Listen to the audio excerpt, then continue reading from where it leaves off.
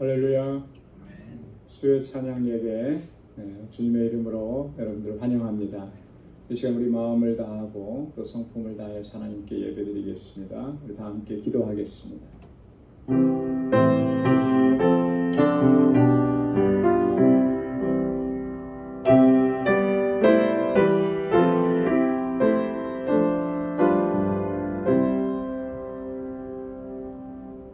할렐루야. 여호와께 감사하라. 그는 선하시며 그 인자하심이 영원하미로다. 네 능히 여호와의 능하신 사적을 전파하며 그 영예를 다 광포할고 공의를 지키는 자들과 항상 의를 행하는 자는 복이 있도다.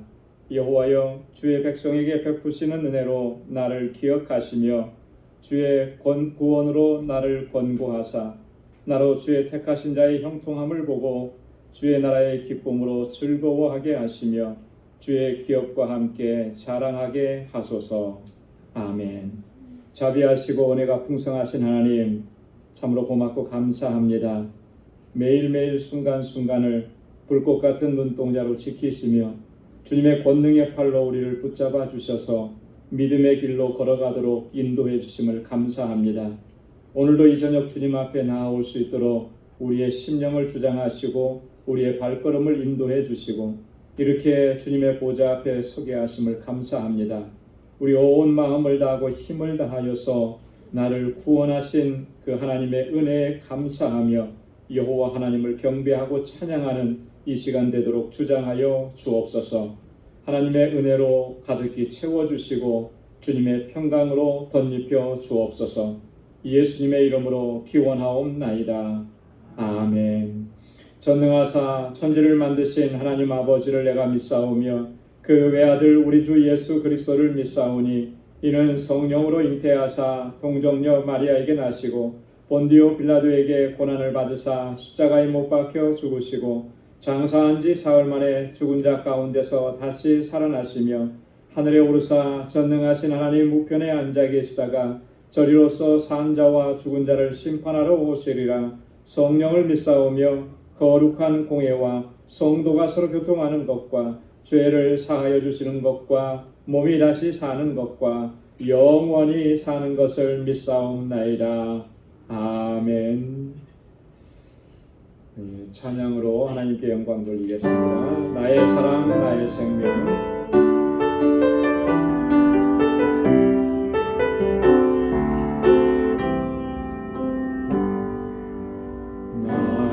사랑 나의 생명 나의 예수님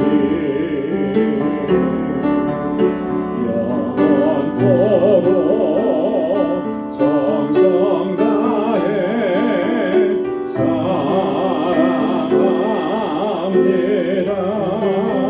나의 사랑 나의 사랑 나의 생명 나의 예수님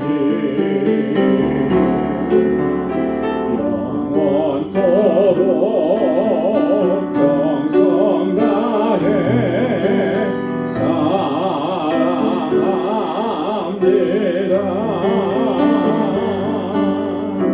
나의 힘 대신 여호와여 내가 사랑합니다.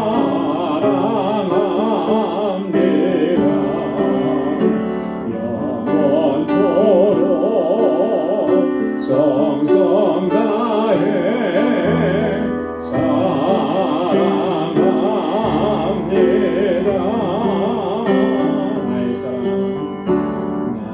나의 사랑 나의 생명 나의 예수님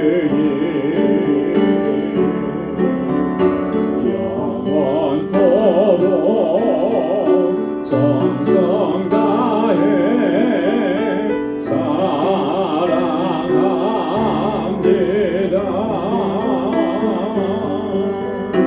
나의 힘 대신 여호와여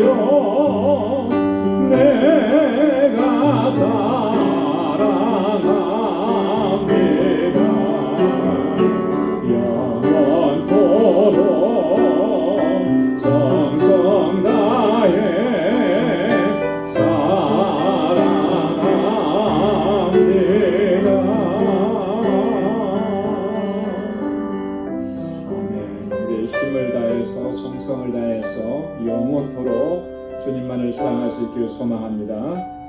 오랫동안 모든 죄 가운데 빠져 우리 힘차게 찬양하겠습니다. 박수하면서 힘차게 찬양하겠습니다.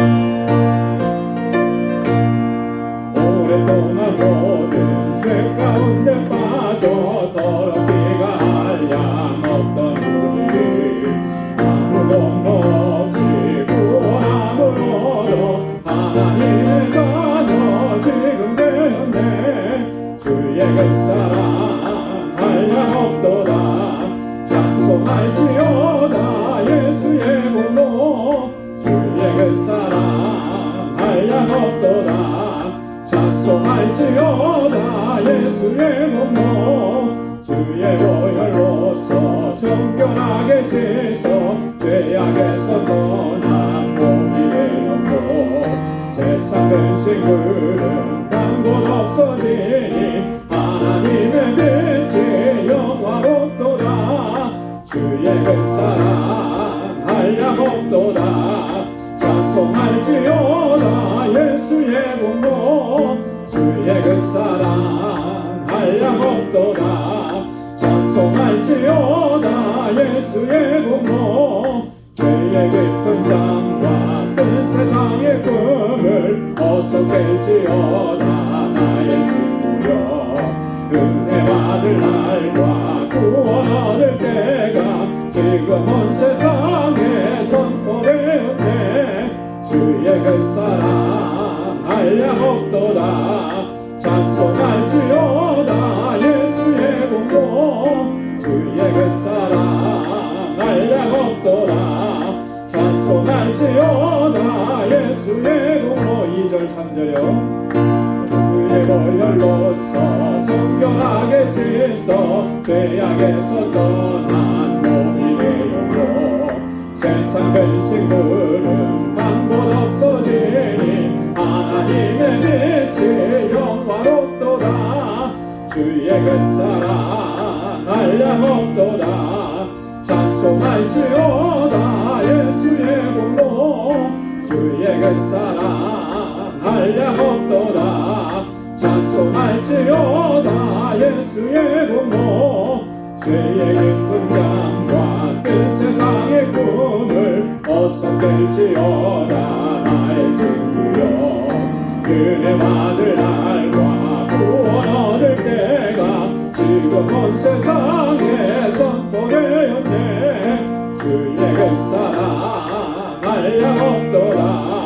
찬송할지어다 예수의 공로. 주의 그 사랑 한량 없도다. 찬송할지어다 예수의 공로. 아멘. 주의 친절한 발의 한 빛에 우리 힘차게 박수하며 선언합니다. 주의 친절한 발의 한 빛에 우리 마음이 평안하리니 항상 기쁘고 복이 되겠네. 영원하신 발의 한 빛에 주의 발에 그 크신 발의 한 빛에 주의 발에 영원하신 발의 한 빛에 날이 갈수록 주의 사랑이 그 광명하게 비치고 천성 가는 길 편히 가리니 영원하신 발의 한 빛에 주의 발에 영원하신 발의 한 빛에 주의 발에 영원하신 발의 한 빛에 주의 보좌로 나아갈 때에 기뻐 찬미 소리 외치고 겁과 두려움 없어지리니 영원하신 발의 한 빛에 주의 발에 그 계신 발의 한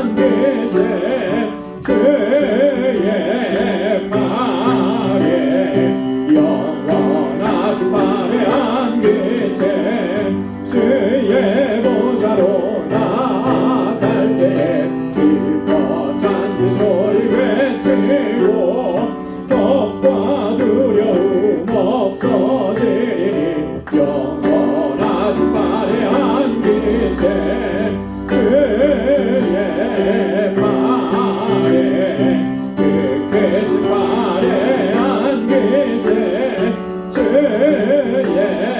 발에 영원하신 발에 안 기세 주의 발에 그 계신 발에 안 기세 주의 발에 영원하신 발에 안 계세. 아멘. 그 주님의 능력의 팔로 주님의 평강의 팔로 항상 우리를 붙들어 주시고 인도해 주시는 줄로 믿습니다. 우리 이 시간 다 같이 통성으로 함께 기도하겠습니다. 교회를 위해서 하나님께서 세워주신 그 뜻을 귀하게 잘 감당하는 우리 모든 믿음의 권속들이 되길 위해서 주님께서 세워주신 귀한 종들 권능으로 붙잡아 주시길 위해서 또 우리 이곳에서 자라나는 우리 신령들, 학생들, 청년들 또 저들을 위해서 수고하는 우리 모든 교사들을 위해서 우리 지체들을 위해서 기도합니다. 우리 환우들을 위해서 기도해 주시고 연로하신 어르신들을 위해서 기도해 주시고 특별히 여러 가지 어려움으로 또 고난 중에 있는 우리 사랑하는 성도들 하나님께서 능력을 베풀어 주시고 위로하시고 모든 문제들을 해결해 주시기를 위해서 기도해 주시길 원합니다. 우리 선교사님들과 우리 알라메다 방주교회를 위해서 오늘도 그리고 주님 앞에 가지고 나온 우리의 간절한 기도의 제목을 가지고 우리 다 함께 통성으로 기도하겠습니다. 은혜가 풍성하신 아버지 자비하신 하나님 감사합니다. 아버지 하나님 오늘도 이 시간 이렇게 하나님을 경배하고 찬양하게 하시고 예배케 하심을 감사합니다. 너무나도 연약하고 어리석으며 아버지의 뜻대로 순종하지 못하는 불순종의 죄악들이 저희들에게 있습니다. 그러나 아버지 하나님 이 모습 이대로 주님 앞에 나왔습니다. 아버지 하나님 저희를 불쌍히 여겨주옵소서. 주의 보혈로 우리를 씻어주옵소서. 아버지 하나님 우리 손에 새 마음을 허락해 주시고 우리의 정직한 영을 허락해 주시고 진실하게 하나님을 경배하고 찬양하고 언제나 기쁨과 감격 속에서 하나님을 찬양하고 주님만을 의지하는 저희들이 되게 하여 주옵시고 믿음으로 살아가도록 주께서 역사하여 주시옵소서. 우리 방주교회 하나님께서 아버지 뜻이 되셔서 이곳에 세우시고 하나님 지금까지 은혜 베푸시며 귀한 역사 이루시며 인도해 주심을 감사합니다. 진정한 믿음의 공동체로 견고하게 서가게 하시고 아름다운 사랑의 공동체로 서로 사랑하고 위로하고 격려하는 귀한 공동체가 되도록 도와주옵시고 아버지 하나님 주님께서 기름 부어 세우신 주의 종들과 하나님께서 세우신 주의 일꾼들에게 능력과 권능으로 함께하여 주옵소서. 마음을 다하고 뜻을 다하여 하나님 섬기며 언제나 주님 앞에 충성을 다하게 하시고 그 헌신과 수고를 하나님께서 기억해 주시사 우리 광주교회가 하나님 정말 주님 모습이 아름다운 모습으로 세워져 가며 하나님께서 주신 사명 이 영혼 구원의 사명을 잘 감당할 수 있도록 도와주시고 저희들이 모일 때마다 주님의 사랑을 풍성하게 경험하고 아버지 하나님 서로를 위로하고 격려하는 저희들 되게 하여 주시옵소서. 아버지 하나님 특별히 우리 사랑하는 자녀손들을 기억해 주시고 저들이 정말 믿음으로 살아가고 이 세대 가운데 하나님의 귀한 일꾼들로 성장하고 하나님을 잘 경외하게 하옵소서. 우리 요스럽과 이엔 또 우리 주일학교를 기억해 주시고 아버지 하나님 날로 부흥할 수 있도록 도와주옵소서. 저들을 위해서 수고하고 애쓰는 우리 모든 교사들에게 지혜와 능력으로 성령의 충만함으로 함께하여 주옵소서. 저들을 말씀으로 양육할 귀한 종을 속히 보내어 주옵소서. 육신의 연약함 때문에 부르짖는 주님의 자녀들에게 치유의 은총을 허락해 주시고 마음의 무거운 짐으로 인해서 고통 중에 신음하는 주님의 자녀들 하나님께서 평강을 허락하여 주옵소서. 하나님 아버지 내가 감당할 수 없는 큰 시련 앞에서 아버지 절망하지 않게 하시고 소망의 주님을 바라보고 믿음 안에 견고하게 생각해 하옵시고 주님의 능력의 손으로 아버지 모든 문제들을 해결해 주시사 아버지 저희에게 참평안을 허락하여 주옵소서. 오직 믿음의 길로 행하게 도와주시고 아버지 광야에 같은 삶을 살지라도 결코 낙심하지 않게 하시고 소망의 주님을 바라보고 하나님 끝까지 승리할 수 있도록 인도하여 주옵소서. 아버지 하나님 연로하신 우리 어르신들 붙잡아 주시고 참게 소망을 가지고 믿음으로 끝까지 달려갈 수 있도록 하나님 함께 하시고 성령으로 늘 충만하게 인도하여 주시옵소서. 아버지 하나님 지금도 아버지 세계 곳곳에 복음을 전하는 귀한 종들에게 하나님 은혜와 능력을 덧입혀 주시고 귀한 열매가 가득하도록 도와주시며 아버지 알라메다 방주교회 하나님 정말 아름답게 세워주셔서 그 지역의 영혼들을 주님 앞으로 인도하는 구원의 방주가 되게 하여 주옵소서. 우리에게 주신 선교의 사명 주의 복음을 전하는 사명 한 영혼이라도 더 주님 앞으로 돌아오게 하는 이 사명을 상을 감당하는 우리 방주의 권속들이 되게 하여 주옵소서. 오늘도 주님 앞에 나올 때 하나님 아버지 하나님 갈급한 심령으로 나와서 이 시간도 마음의 소원을 아뢰고 주님 앞에 간구하고 부르짖고 기도하오니 사랑하는 주의 종들의 기도마다 선하시는 답을 허락하여 주옵소서. 매일매일의 삶이 우리 주님과 동행하는 삶이 되게 하시고 하나님의 영광을 위해서 살아가고 주님의 기쁨이 되는 삶을 살아갈 수 있도록 하나님 우리를 주장하시고 인도하여 주옵소서. 오늘도 주님의 말씀 앞에 세워주심을 감사합니다. 예비하신 은혜로 충만하게 채워주시고 주의 말씀이 우리를 새롭게 하며 주님 앞에 새로운 결단과 각오로 설 수 있도록 은혜 허락하여 주시옵소서. 모든 감사와 찬양과 영광 아버지 앞에 올려드리며 예수님의 이름으로 간절히 기도드리옵나이다. 아멘. 아멘. 아멘. 귀한 은혜 응답 허락해 주실 줄로 믿습니다. 오늘 함께 묵상할 하나님의 말씀 이 시간 함께 봉독하겠습니다. 고린도전서 1장 1절에서 9절까지 말씀입니다. 고린도전서 제1장 1절에서 9절까지 말씀. 한 절씩 우리 교독하도록 하겠습니다. 1절부터 봅니다. 하나님의 뜻을 따라 그리스도 예수의 사도로 부르심을 입은 바울과 및 형제 소수대네는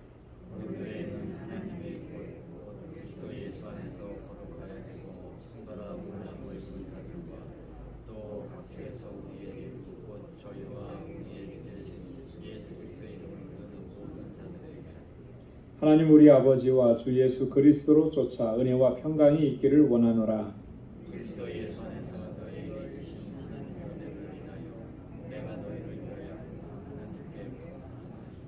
이는 너희가 그의 안에서 모든 일 곧 모든 구변과 모든 지식의 풍족함으로 너희가 모든 은사에 부족함이 없이 우리 주 예수 그리스도의 나타나심을 기다림이라.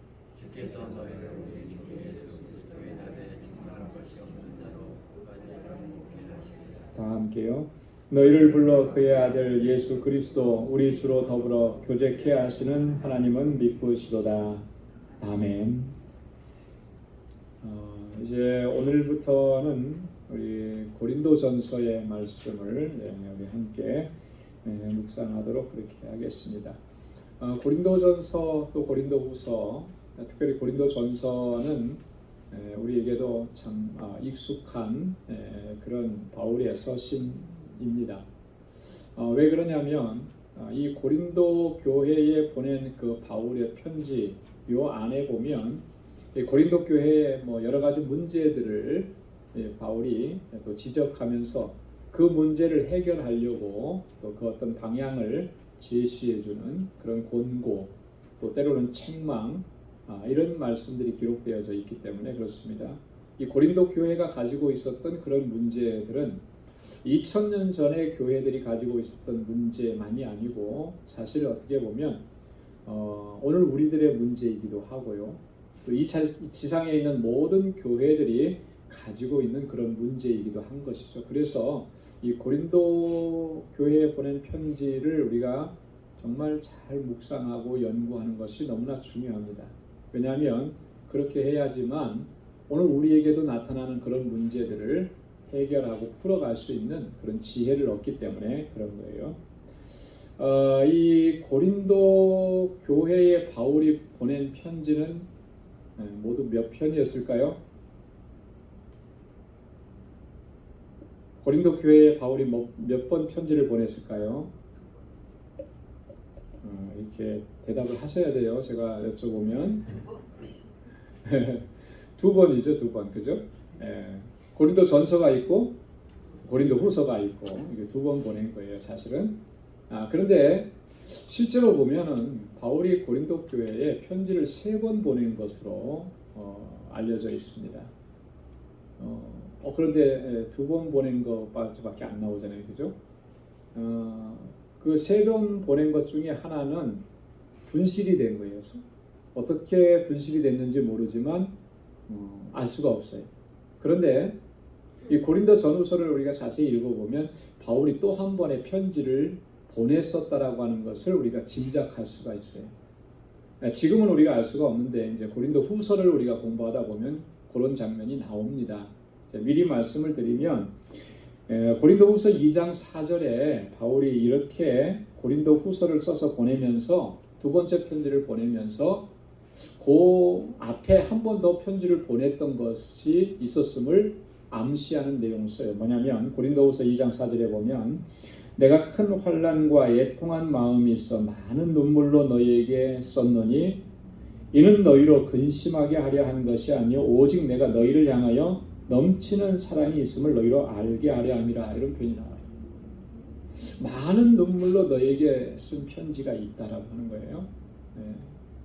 바울이 얼마나 고린도 교회를 사랑했으면 눈물로 쓴 편지가 있어요. 근데 그것을 지금은 찾을 길이 없는 거죠. 그래서 이 편지를 가리켜서 바울의 눈물의 편지다. 학자들은 그렇게 이름을 붙입니다. 이것까지 포함하면 총 3번의 편지를 보냈다라고 하는 것을 우리가 짐작할 수가 있는 거예요. 그래서 이 바울이 고린도 교회에 대해서 얼마나 많은 애정을 가지고 있는지, 얼마나 많은 사랑을 가지고 있는지를 우리가 이런 것들을 통해서도 우리가 확인해 볼 수가 있습니다. 고린도전서를 우리가 간략하게 좀 개관을 해보면 전체적인 구조는 3부분으로 나눠볼 수 있어요. 서론적인 부분입니다. 1절부터 9절까지. 오늘 우리가 함께 묵상할 부분에 해당되는 말씀들이죠. 여기에서는 바울이 이 편지를 보내는 사람이 누군가, 또 이 편지를 받는 사람들은 어떠한 사람인가, 또 그들에게 하나님의 은혜와 평강을 기원하는 이런 내용들이 들어있고, 또 고린도 교회 성도들을 때문에 내가 하나님 앞에 감사한다라고 하는 그런 바울의 감사의 내용들이 담겨져 있습니다. 그리고 하나님은 얼마나 미쁘신 분이신가, 얼마나 신실하신 분이신가를 여기서 또 이야기합니다. 자, 그리고 본론은 굉장히 길어요. 1장 10절에서부터 16장 4절까지 아주 굉장히 방대한 부분의 이제 본론을 가지고 있는데, 여기에는 크게 2가지로 나눠볼 수가 있습니다. 어떤 거냐면 바울의 권고와 권면과 책망의 내용들인데요. 첫째는 이 고린도 교회가 지금 잘못하고 있는 어떤 범죄 혹은 오류, 이런 것들을 책망하는 내용들이 1장 10절에서부터 6장 20절까지. 바울이 이렇게까지 책망하는 이유는 고린도 교회가 정말, 바울이 사실 고린도에서 1년 6개월가량 머물면서 이 교회를 세우고 또 여기서 목양을 하고 정말 애정을 다해서 양육을 했거든요. 그럼에도 불구하고 이 고린도라고 하는 도시가 얼마나 세속적이고 타락한 도시고 그랬는지 모릅니다. 그러니까 그런 세파를 잘 이겨내지를 못한 거예요. 그래서 고린도 교회가 세속 문화에 동화되어 가면서 교회 안에 여러 가지 문제들이 발생한 거죠. 그 중에 가장 심각했던 문제는 교회의 일치를 파괴하는 그런 일들이 일어나게 된 것입니다. 그리고 교회는 순결해야 되는데 그 순결함을 해방하는 그런 일들이 일어나고 있는데, 어느 누구도 그것에 대해서 심각성을 인식하지 못하는 그런 고린도 교회의 모습을 보고 바울이 너무나 이제 마음이 아팠던 거죠. 이런 것들에 대해서 또 뭐 성도 간에 송사하는 문제, 이런 문제들을 다 이제 다룹니다. 자, 그리고 이제 7장 1절에서부터 16장 4절까지는요, 이 신앙생활의 그 현안에 대해서 질문하고 또 바울이 대답하는 이런 형태로 바울이 그들의 신앙생활의 중요한 부분들을 이렇게 가이드라인을 이렇게 주는 그런 내용들이 있어요. 그래서 우리 그리스도인들이 결혼하는 문제는 어떻게 해야 될 것인가, 또 우상의 재물을 먹는 문제, 이런 것들은 우리가 어떻게 풀어가야 될 것인가, 그리고 가장 중요하게 다루는 것 중에 하나는 이 공동 예배, 이 예배의 질서에 대해서 어떻게 해야 되는가, 그 중에 은사의 문제를 아주 심각하게 다루는 것이죠. 그래서 이 고린도전서 12장, 13장, 14장 이 3장에 걸쳐서는 은사의 문제를 얘기합니다. 특별히 예언의 은사, 방언의 은사, 이런 부분들에 대해서 집중적으로 다룹니다. 자, 그리고 15장에 가서는 부활의 확신에 대해서, 그래서 고린도전서 15장은 무슨 장이라 그래요? 부활장이라 그러죠. 부활장. 이 부활의 확신에 대해서 바울이 강조하고 또 구제하는 이런 문제, 다 이게 이제 신앙생활과 아주 그 신앙생활의 가장 중요한 요소들인데 그런 문제들을 다룹니다. 자, 그리고 마지막 16장 5절에서 24절까지는 결론이에요. 바울이 고린도 교회를 방문할 계획을 가지고 있음을 얘기하고 또 바울이 가기 전까지 누구를 파송해요? 디모데를 파송을 하게 됩니다. 그리고 이 동역자들을 소개하고 그들의 문안 인사를 이렇게 전하고 마지막에는 축도를 합니다. 축복하는 기도를 해요. 자, 이렇게 해서 고린도 전서가 구성이 되어 있고요. 자, 이 고린도 전서는 기록한 장소는 어디냐면 에베소라고 하는 곳입니다. 에베소라. 이 고린도 교회가 개척이 된 것은 바울이 2차 전도 여행 때 고린도 교회가 개척이 됐어요. 그때가 대략 한 AD 51년에서 53년 사이 정도 되는데요. 자, 그리고 나서 바울이 3차 선교 여행을 떠나서 에베소 지역에서 복음을 전하고 교회를 세우고 목양을 할 때 고린도 교회의 이런 문제들을 듣게 되는 거예요. 듣게 됩니다. 에베소에서 바울이 얼마 동안 목회를 했냐면 2년 6개월 정도 이렇게 목회를 했는데 그때 이제 고린도 교회의 소식을 듣고 이 편지를 이제 보내게 된 것입니다. 그래서 이 고린도전서가 기록된 연대에는 대략 AD 55년경이다 이렇게 추정을 하죠. 바울은 이 고린도에 보내는 그 권고의 메시지를 주면서 항상 그리스도 중심적으로 복음을 전하고 권고하고 권면하고 그랬습니다. 그래서 이 고린도전서에 나타나는 그리스도 안에서, 주 안에서 이런 표현들이 참 많이 나와요. 그래서 바울이 그리스도는 어떤 분이신가 라고 하는 것을 여기서 강조하는데요. 그리스도는 교회 일치의 근거가 된다라고 합니다. 주님이 중심이라고 하는 거예요. 주님이 중심이고 그 안에서 교회는 일치와 화합과 하나됨을 이루어가야 된다. 그리고 그리스도는 모든 성도의 윤리의 기준이 된다라고 합니다. 이 그리스도인들의 윤리, 이게 굉장히 중요해요. 기독교 윤리다 우리가 그렇게 표현을 하는데 무슨 우리가 물론 세상에서 삶에도 도덕적이고 윤리적인 삶이 굉장히 중요하죠. 그런데 우리 그리스도인들은 세상에서의 그 윤리적이고 도덕적인 삶을 사실은 뛰어넘는 거예요. 그런데도 교회 안에서 우리가 신앙생활 한다면서도 세상의 기준에도 미치지 못하는 그런 비윤리적이고 비도덕적인 삶을 살아가는 이런 안타까운 모습들이 있는 거죠. 그럼 이게 얼마나 심각한 문제인지를 오늘 이 시대를 살아가는 우리도 정말 그 심각함을 인식해야 되는 거예요. 오늘날 교회와 또 교회 지도자들과 또 성도들이 정말 세상 사람들이 봤을 때 비난할 수밖에 없는 그런 모습을 보이고 있는 것, 그런 것들이 다 하나님의 영광을 가리고요. 복음이 전해지는 길을 다 가로막고 있고 그러면서도 우리는 아무렇지도 않고 어느 누구도 사실 그런 문제를 심각하게 다루지 않고 한국교회에서 오래전에 그런 얘기를 했습니다. 교회 지도자들이 오늘날 우리 교회는 자정 능력을 상실했다. 자정 능력이라는 게 뭐냐면 스스로를 정화시키는 능력이거든요. 내가 잘못한 부분들을 고쳐나가고 바르게 세워가고 이런 능력을 상실했다라고 합니다. 여러분 이게 굉장히 심각한 거예요. 물이라는 것을 예를 들면은요, 물 안에 스스로를 깨끗하게 하는 능력을 상실하면 그 물은 더 이상 식수로 사용할 수가 없는 거예요. 그죠? 그래서 한국에서도 보면은 상수원이라 그러죠. 1급수 거기는 오염시키지 못하도록 법으로 정해놓고 뭐 농장이라든지 이런 것도 못 만들게 만들죠. 왜 그래요? 그 물은 사람이 먹을 수 있고 짐승들이 먹을 수 있게끔 보호하는 거예요. 우리 그리스도인들이 우리 안에서 스스로를 이렇게 하나님 앞에서 깨끗하게 거룩하게 그렇게 만들어 가려고 하는 그런 노력을 상실해 버리면 여러분 그런 사람들이 모인 공동체가 거룩한 공동체로 설 수가 없는 거예요. 이게 굉장히 중요한 것입니다. 그래서 우리가 이런 부분들을 정말 신경을 써야 하는 거죠. 바울은 이 고린도 교회에 편지를 보내면서 우리 그리스도가 우리 성도의 윤리의 기준이 된다. 그러니까 주님이 하신 말씀이 기준인 거예요. 주님께서 뭐라고 말씀하셨는지를 집중해야 되는 겁니다. 그리고 그 말씀대로 순종하고 따라가려고 해요.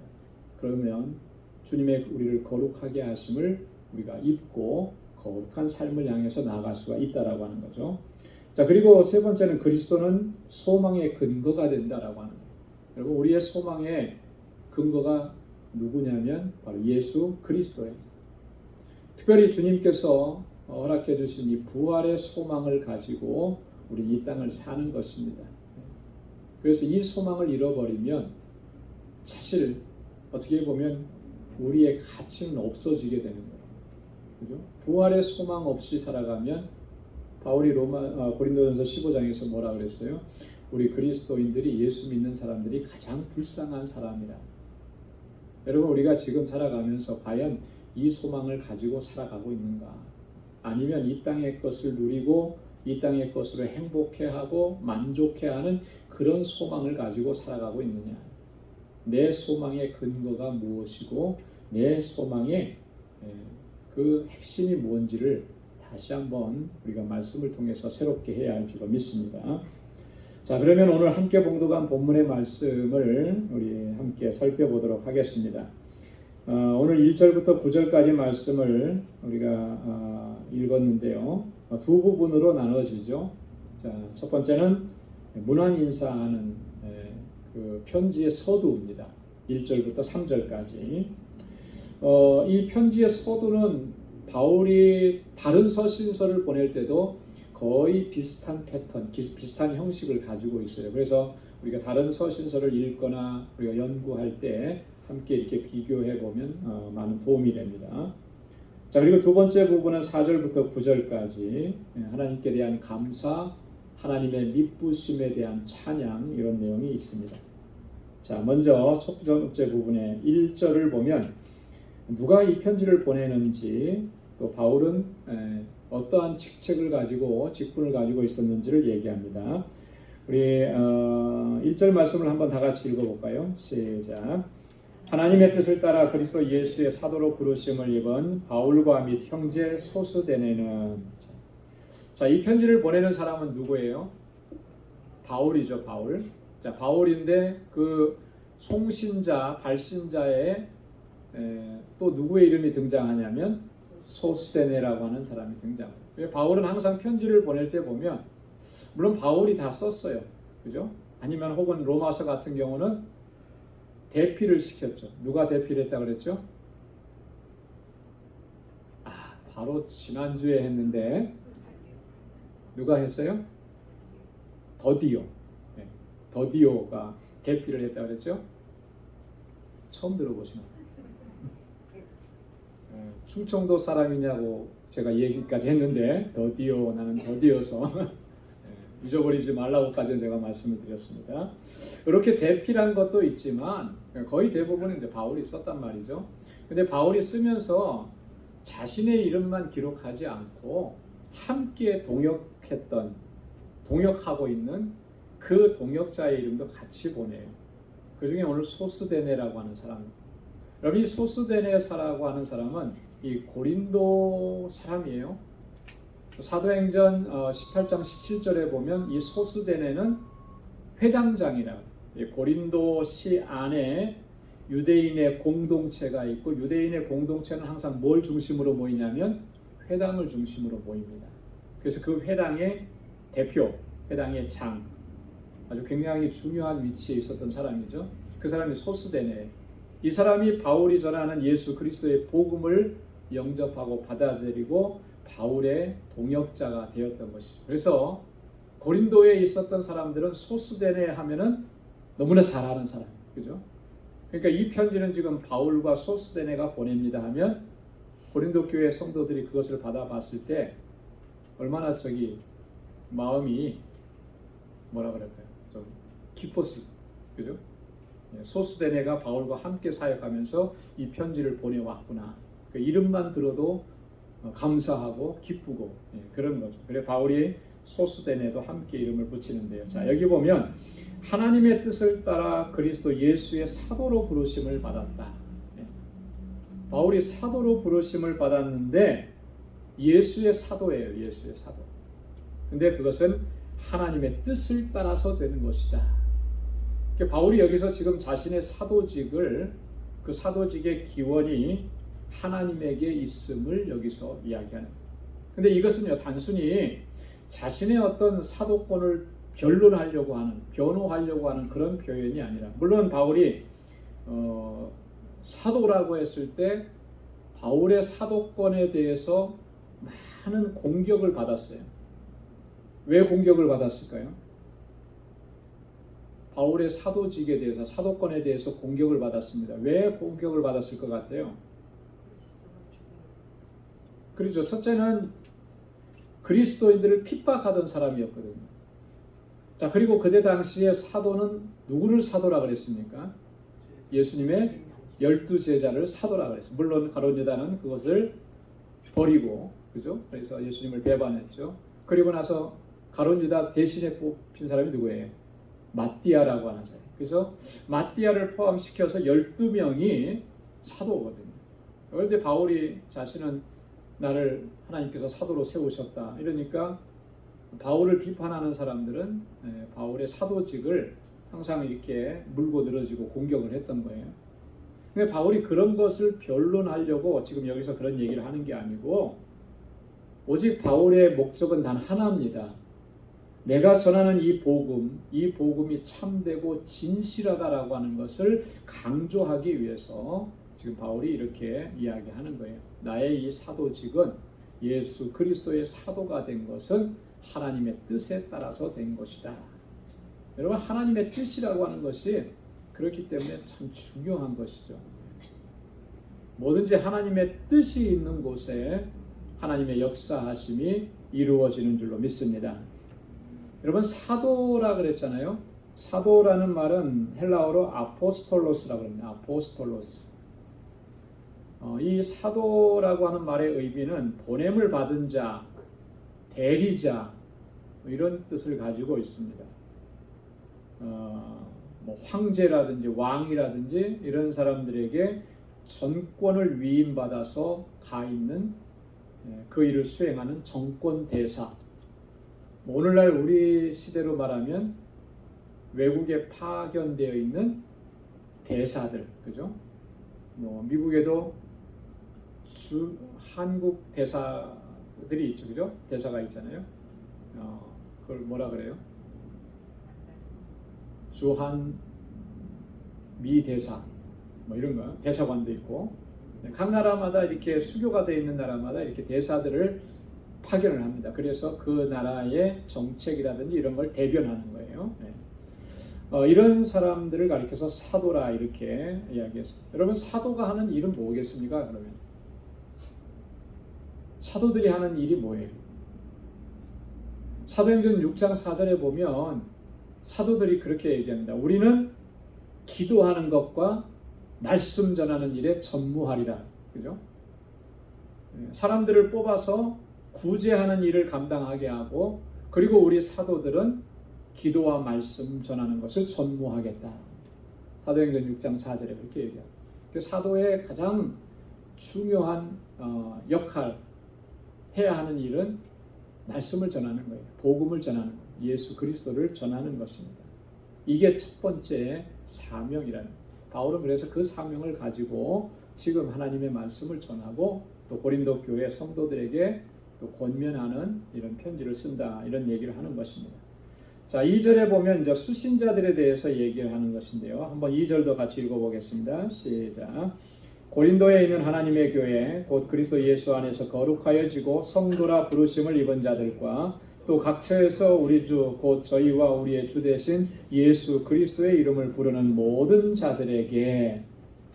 자, 바울의 이 편지를 받는 사람들이 누구냐? 누구를 대상으로 편지를 하느냐라고 했을 때 바울이 어디에다 보낸다고 그랬습니까?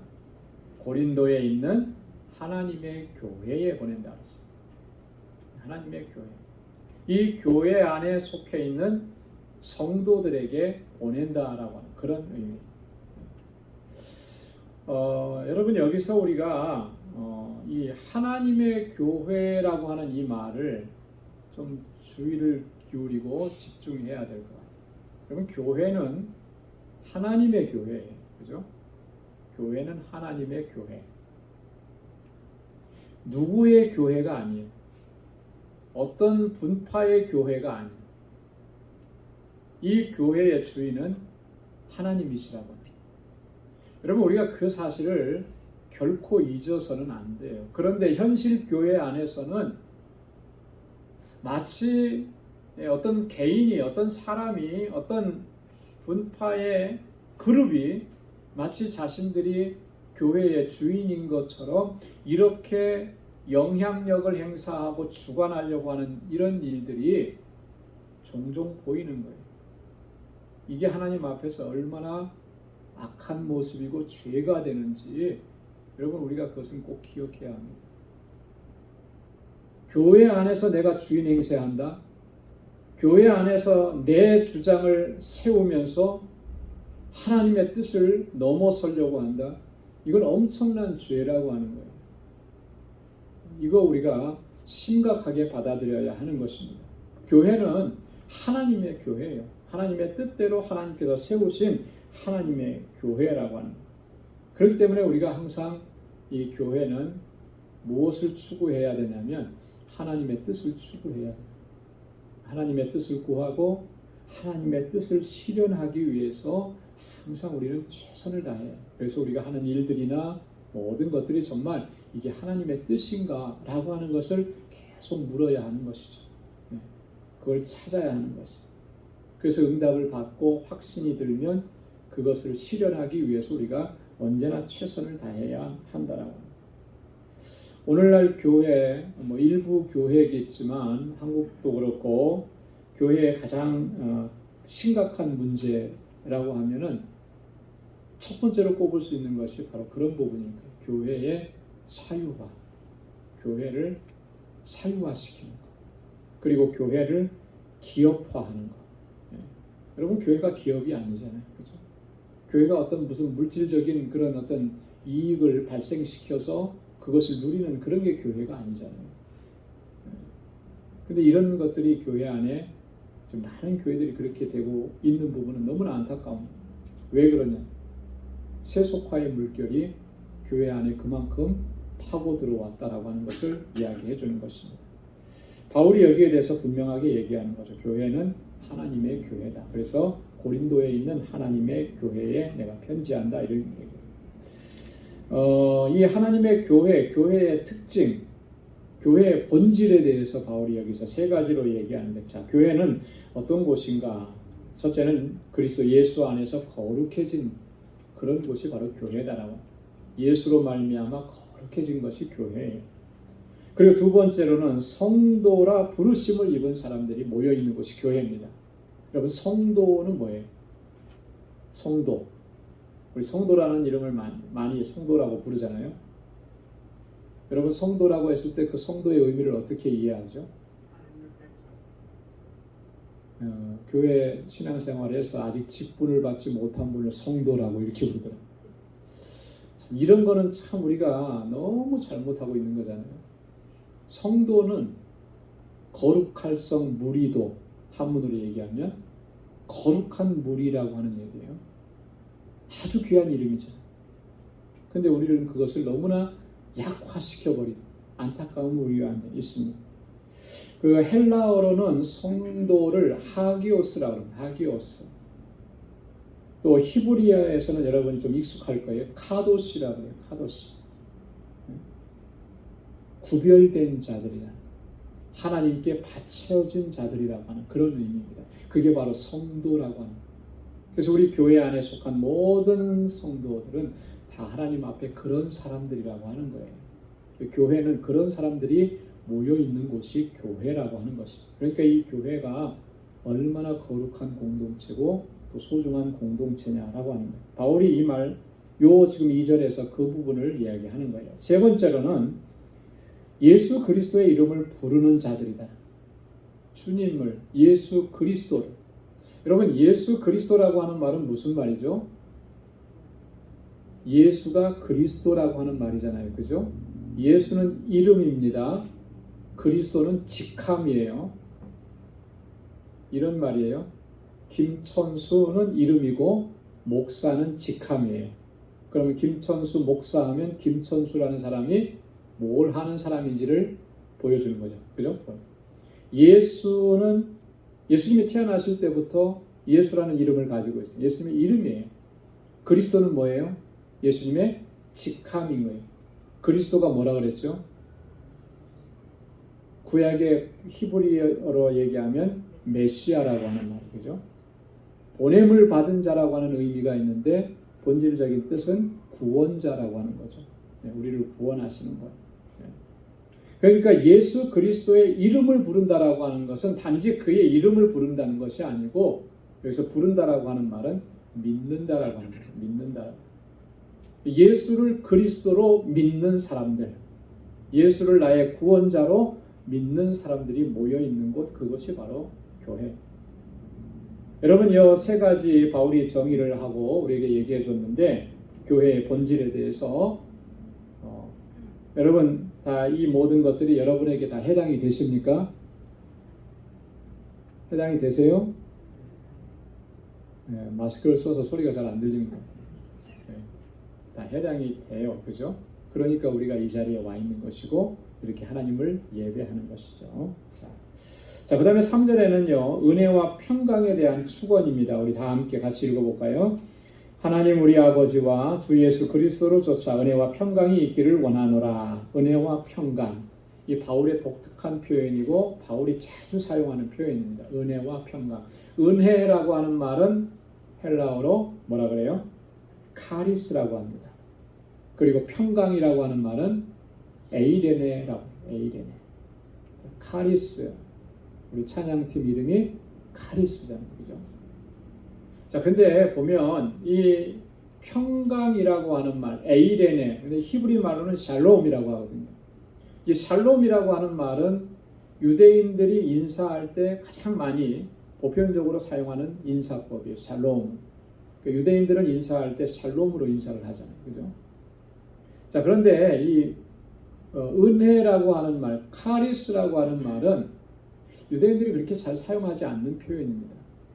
헬라 사람들이 자주 사용하는 말, 서로 인사할 때 카리스라는 말을 사용합니다.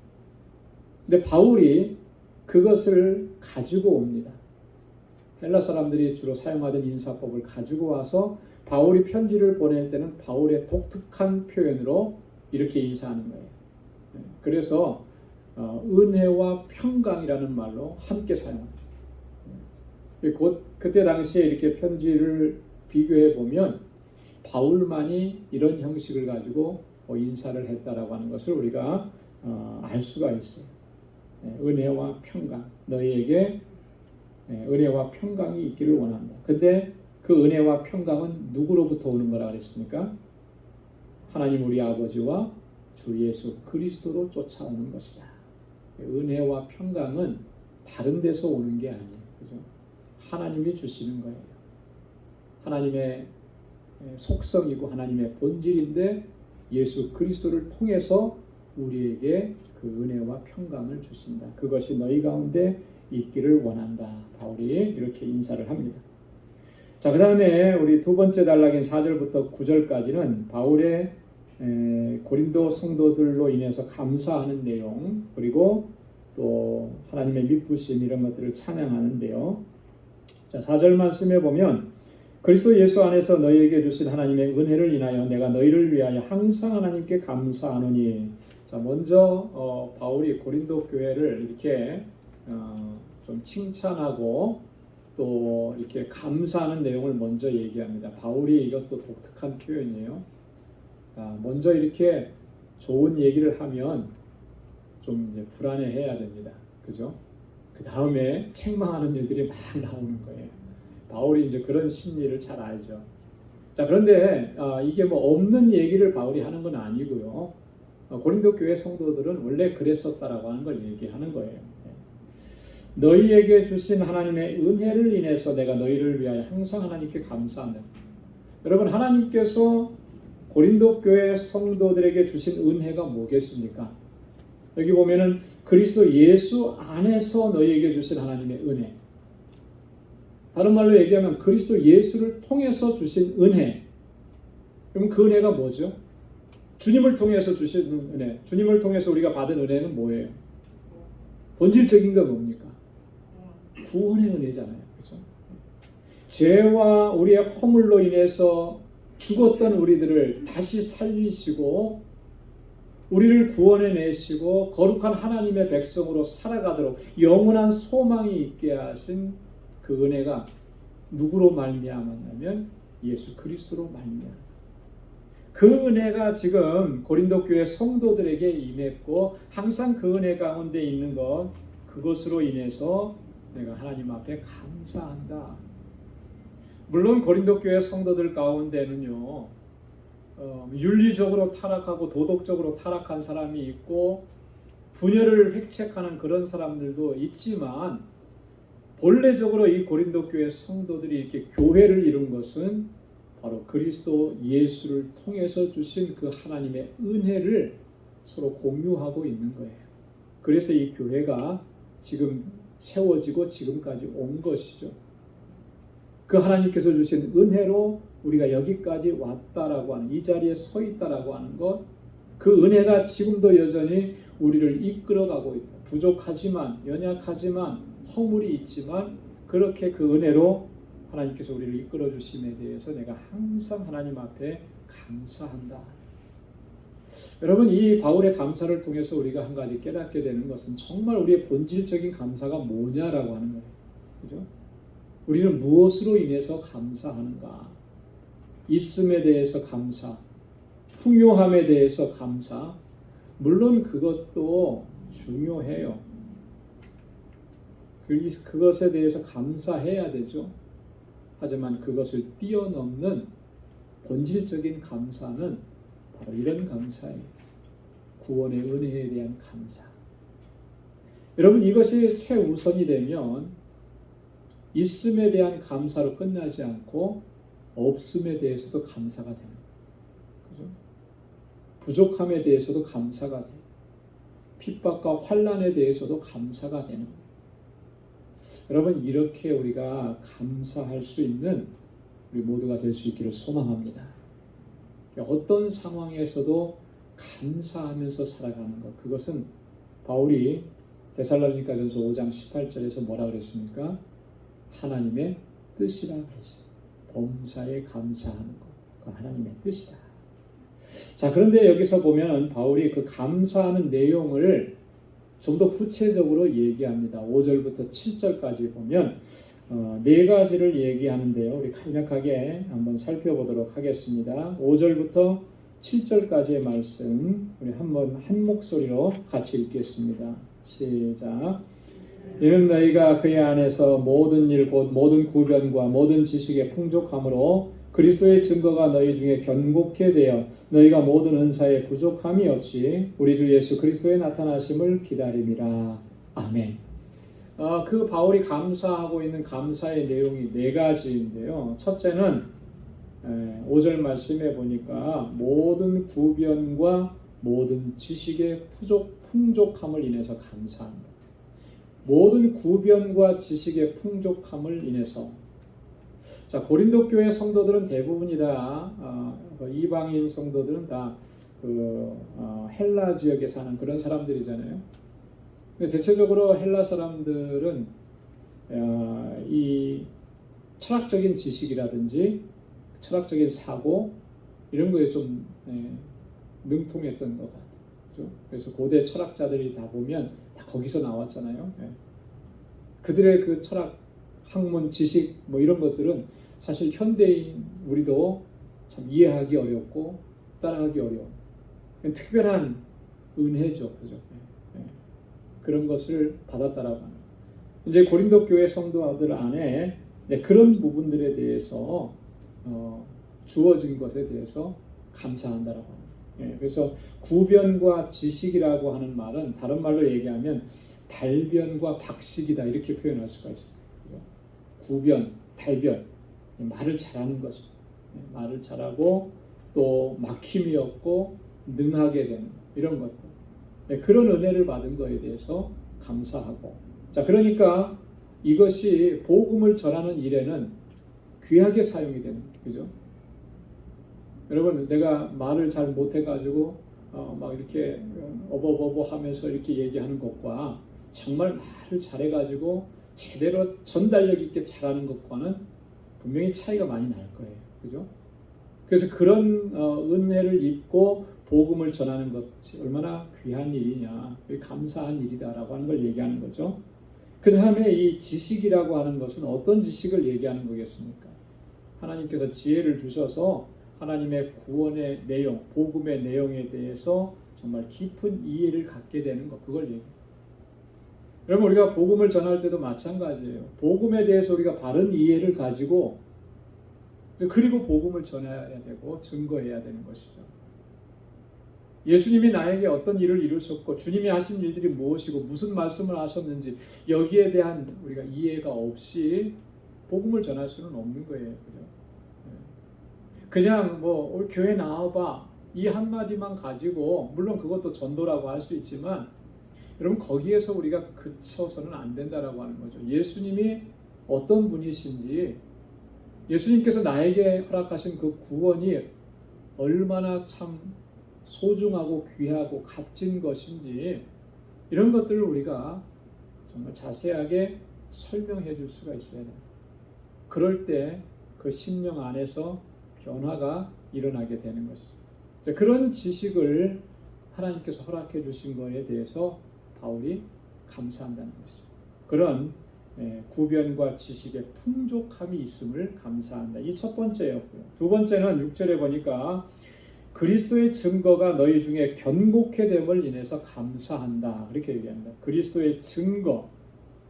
여러분, 그리스도의 증거라고 하는 말은 복음이라는 거예요. 복음의 진리라고 하는 겁니다. 이것이 너희 안에서 견고해졌다라고 하는 거예요. 진리 안에서 견고하게 서가고 있음을 감사한다, 이렇게 얘기하는 겁니다. 여러분, 진리 안에서 견고하게 서가는 것, 이게 너무나 중요한 것이죠. 여러분, 진리 안에서 우리가 바로 서지 않으면 우리의 신앙이 뿌르채 흔들릴 수가 있는 거예요. 그래서 진리를 붙잡고 진리에서 행하는 일이 너무나 중요한 것입니다. 얼마만큼 중요하냐면 요한이서 1장 4절에 보면, 여러분 나중에 적어놓고 가셔서 한번 찾아 읽어보십시오. 요한이서 1장 4절에 요한이 이렇게 얘기했습니다. 내가 내 자녀들이 진리 안에서 행한다 함을 듣는 것보다 더 즐거움이 없도다. 요한이 그랬어요. 자신의 어떤 그 영적인 제자들, 영적인 자녀들에게 저들이 정말 진리 안에서 행한다는 말, 그 말을 듣는 것보다 더 기쁘고 즐거운 일이 없다. 말씀을 붙잡고 말씀대로 살아가려고 하는 그 모습을 보는 것보다 더 좋은 일이 없다. 여러분, 요한이 그렇게 이렇게 증거했으면 주님이 보실 때 어떻겠습니까? 그죠? 마찬가지 아니겠어요? 주님이 우리의 모습을 보시면서 뭘 보시고 즐거워하시고 기뻐하시겠습니까? 뭐 대단한 업적을 만들어 놓은 거, 뭐 교회를 크게 지은 거, 교회를 몇 개 개척한 거, 여러분, 그것보다 더 중요한 것은 우리가 진리의 말씀을 붙잡고 살아가려고 힘쓰는 모습, 그걸 기뻐하신다라고 하는 거예요. 여러분, 그래서 우리가 여러분들의 삶이 이렇게 진리의 말씀 붙잡고 살아가기를 힘쓰는 여러분들의 삶이 될 수 있기를 소망합니다. 자, 7절에 보면 또 모든 은사에 부족함이 없게 하심을 감사한다. 그러니까 고린도 교회 성도들도 보면 바울이 목회자의 입장에서 바울이 봤을 때 고린도 교회 성도들 안에 참 하나님의 주시는 은사가 풍성했음을 알 수가 있죠. 여기서 말하는 은사는 두 가지로 생각해 볼 수가 있습니다. 넓은 의미와 좁은 의미. 자, 넓은 의미로는 이런 거예요.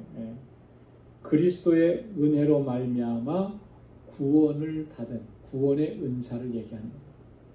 자, 그 구원의 은혜를 받았으니까 다 이 공동체 안에 있겠죠. 좁은 의미에서 은사라고 하는 것은 이런 거예요. 성도 개개인이 각각의 받은 특수하고 개인적인 은사. 여러분 고린도전서 12장에 보면 은사장이라 그러잖아요. 거기에 다양한 은사들을 설명해 놨습니다. 나중에 거기 가서 배우게 될 것이고요. 그런 은사들은요, 한 사람에게 그런 은사를 다 한꺼번에 주시지 않았어요. 그죠? 어떤 사람에게는 예언의 은사를 주셨고, 어떤 사람에게는 방언의 은사를 주시고, 어떤 사람에게는 방언 통역하는 은사를 주시고, 또 말씀의 은사를 주시고, 다 각각 다른 은사를 주신 거예요. 그런 은사를 얘기해요. 그런 것을 부족함이 없게 해주셨다. 이것에 대해서 바울이 감사한다. 그러니까 이 고린도 교회 성도들이 하나님께로부터 받은 게 너무나 많은 거예요. 그죠? 너무나 귀한 은혜를 받았고 너무나 큰 은사를 받은 거예요. 자, 그리고 7절에 보면 마지막에는 그리스도의 나타나심을 기다리게 하심을 감사한다. 여러분 그리스도의 나타나심이라고 하는 건 뭘 의미하는 겁니까? 그리스도의 나타나심. 오늘 밤에 우리 꿈에 뿅 하고 나타나시는 그걸 얘기할까요? 여기서 그리스도의 나타나심이라고 하는 것은 그리스도의 재림을 얘기하는 거예요. 그리스도의 다시 오심을 얘기합니다. 초대교회 성도들의 신앙에서 가장 특징적으로 두드러진 특징은 뭐냐면 주님의 재림을 기다리고 소망하는. 예수님께서 승천하시면서 뭐라고 말씀하셨죠? 언제 오신다 그랬어요? 언제 오신다 그랬잖아요. 곧 오신다 그랬어요. 곧 오신다 그랬어요. 자, 그러니까 그때 당시 예수님의 말씀을 들었고 사도들을 통해서 들었던 성도들은 어떻게 생각해요? 그 곧이라고 하는 것이 내가 살아있는 동안에. 대부분은 그렇게 이해를 한 거예요. 그러니까 주님의 재림에 대해서 갈망하고 소망하고 사모하고 그랬던. 사도 바울도 임박한 종말 사상을 처음에는 가지고 있었어요. 그래서 데살로니가 전서 후서 같은 경우 바울이 가장 먼저 기록한 편지들 중에 하나인데 여기에 보면은 임박한 종말 사상이 나타나는 거예요. 우리 세대가 다 가기 전에 주님께서 오실 것이니까 우리 깨어서 있어야 된다. 초대교회 성도들은 그리스도의 다시 오심을 항상 이렇게 사모하고 갈망을 했습니다. 그리고 기다렸어요. 우리는 어떻습니까? 지금 주님의 오심을 어떻게 기다리고 있어요? 은연중에 아마 내가 이 세상에서 사는 동안에는 안 오실 거야.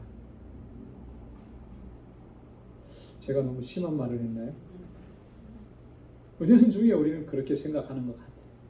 자, 그러니까 주님의 재림에 대한 소망이 없어요. 갈망이 없어요. 이게 갈망이 없다라고 하는 것은 얼마나 이게 심각한 거냐면 종말론적인 신앙의 자세를 갖지 못하는 거예요.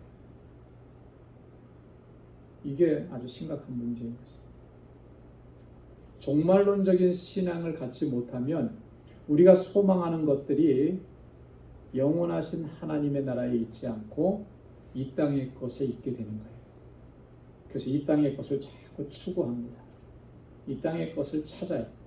그리고 좀 더 놀고 편안하게 쉬고 여행도 마음껏 하고 꼭 내가 예수 믿는데 꼭 그렇게 해야 되냐? 하나님께서 내게 주신 은혜와 축복은 좀 누리면서 살라고 하는 것인데 자꾸 그렇게 나가게 돼요. 여러분 그게 아니잖아요. 종말론적인 신앙을 가지고 있으면 언제라도 하나님께서 나를 부르실 때 나는 기쁨으로 응답하겠다라고 하는 그런 신앙의 자세. 주님이 언제 오실지 모르는 거예요. 내가 지금 당장이라도 주님이 오실 수 있고 그렇게 주님이 오셨을 때 내가 부끄러움 없이 주님 앞에 서겠다라고 하는 그런 결단과 각오를 가지게 됩니다. 여러분 이 신앙의 자세가 저와 여러분들에게 있기를 주님의 이름으로 축원합니다. 자, 8절과 9절의 말씀은 우리 다음 주에 이어서 하도록 하겠습니다. 오늘 시간이 조금 더 많이 지나서 다음 주로 넘기겠습니다. 오늘 자료를 다음 주에 또 같이 가지고 오셔서 함께 살펴보도록 하겠습니다. 자, 오늘 이 본문의 말씀 1절부터 9절까지 말씀을 이번 한 주간 동안 여러분 다시 한번 천천히 읽어보시면서 또 깊이 묵상해 보시고 오늘 나눠드린 이 말씀들을 다시 한번 여러분들이 천천히 이렇게 묵상하는 귀한 시간도 가져보길 바랍니다. 잠깐 기도하겠습니다. 하나님 아버지 감사합니다. 오늘도 저희들을 사랑하셔서 하나님을 예배케 하시고 또 하나님의 귀한 말씀을 또 함께 상고할 수 있는 은혜도 주심을 감사합니다. 고린도 교회에 여러 가지 문제가 있어서 하나님께서는 바울을 통해서 그 문제를 해결하시고자 이렇게 장문의 편지를 보냈습니다. 하나님 아버지, 우리 안에도 여러 가지 문제들이 있습니다. 하나님, 무엇이 문제인지를 바로 볼 수 있는 영적인 지혜를 또 이 영적인 눈을 허락해 주옵소서. 말씀에 비추어서 우리의 잘못된 부분들을 바로 잡아가고 하나님 앞에 바로 세워가는 저희들 되게 하여 주옵소서. 그래서 언제나 거룩한 하나님의 백성으로 하나님의 귀한 일꾼으로 하나님의 영광을 위해서 주님 부르시는 날까지 귀하게 쓰임받는 우리 방주의 권속들이 다 될 수 있도록 하나님 은혜 베풀어 주옵소서. 이제는 우리 주 예수 그리스도의 무한하신 은혜와 하나님 아버지의 크고 놀라우신 사랑과 성령의 위로 교통 충만하심의 역사가 하나님의 뜻대로 살아가기로 결단하는 우리 방주의 모든 믿음의 권속들과 저들의 가정과 직장 또 생업의 터전과 학업 위에 이제로부터 영원까지 함께 하시기를 간절히 축원하옵나이다. 아멘.